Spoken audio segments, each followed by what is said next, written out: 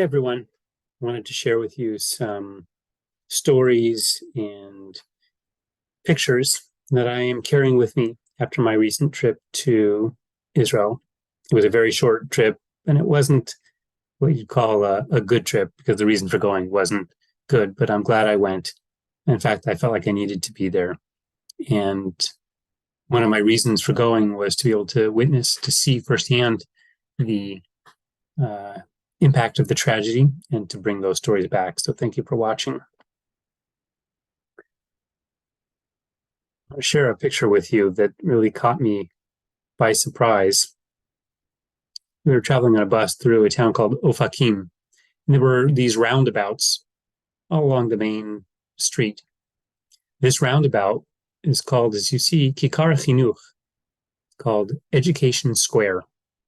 Now, I don't know about roundabouts here in the Twin Cities, if they're named or if they have statues. Each of these had a different name and a different statue. And if they are named here, is there one that's called Education Square? I thought that was really quite beautiful. And you can see that these books are written by famous Israeli authors, like this one is written by Leah Goldberg. This is a sign in the lobby of the hotel, the Dan Panorama, where we were staying.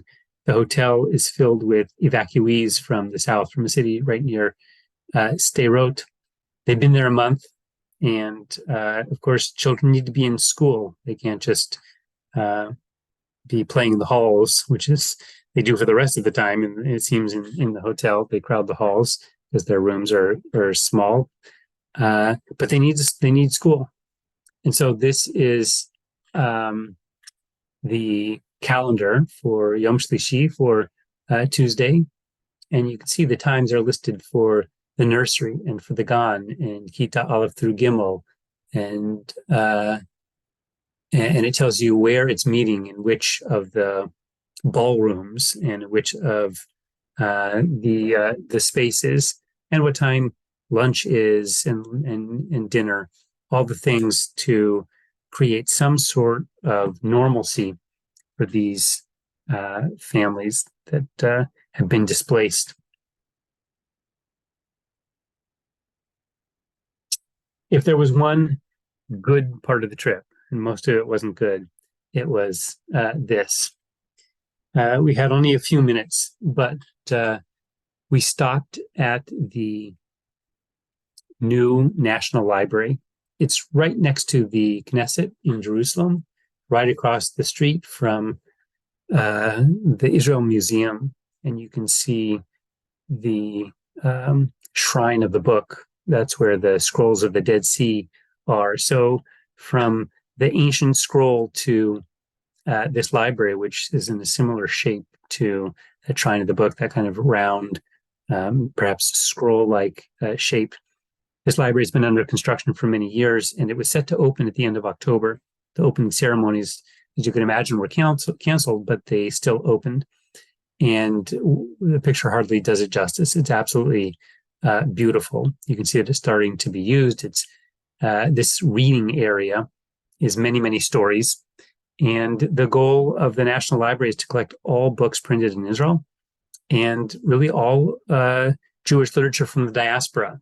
And they have music, they have some art, they have places for public lectures, as well as for scholarship. And I can't wait till I have more time to go back and explore this national treasure.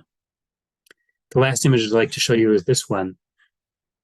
What is it? You can see Torah scrolls behind me. And as the person who led us on the tour described, this is perhaps the largest Aron Kodesh in Israel. There's hundreds of Torah scrolls, but again, not necessarily for a good reason. So this is at an army base. And why do we have Torah scrolls at an army base? Well, the soldiers themselves, they want to have a Torah with them. It gives them strength to have that Torah with them. And Torah scrolls in army settings get a lot of hard use. And so because so many Israelis are now deployed, the army has enlisted a cadre of sofrim, of scribes, to repair Sifrei Torah to send them out to the units. The other reason why there's so many is because you'll remember the attack took place on Simchas Torah. The attackers knew where the synagogues were, and they targeted them.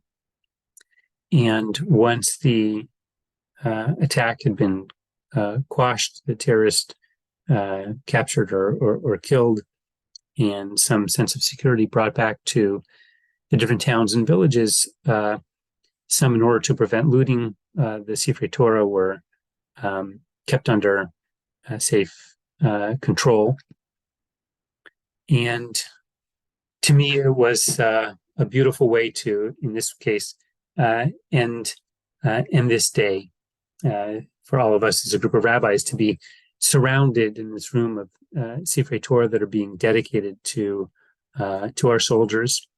When the attack started, one of the first things that I spoke about on Simchas Torah was the very phrase that we say when we conclude our reading of the Torah: Chazak, Chazak, Benit Chazek, strength, strength, may we be strengthened. This is not about physical strength. It's about strength in our hearts and the strength of our people.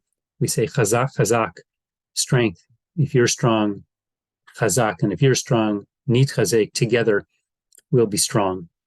And so coming to this room where the Sifrei Torah are being restored and returned, we indeed pray that it helps strengthen our soldiers, that it strengthens our society.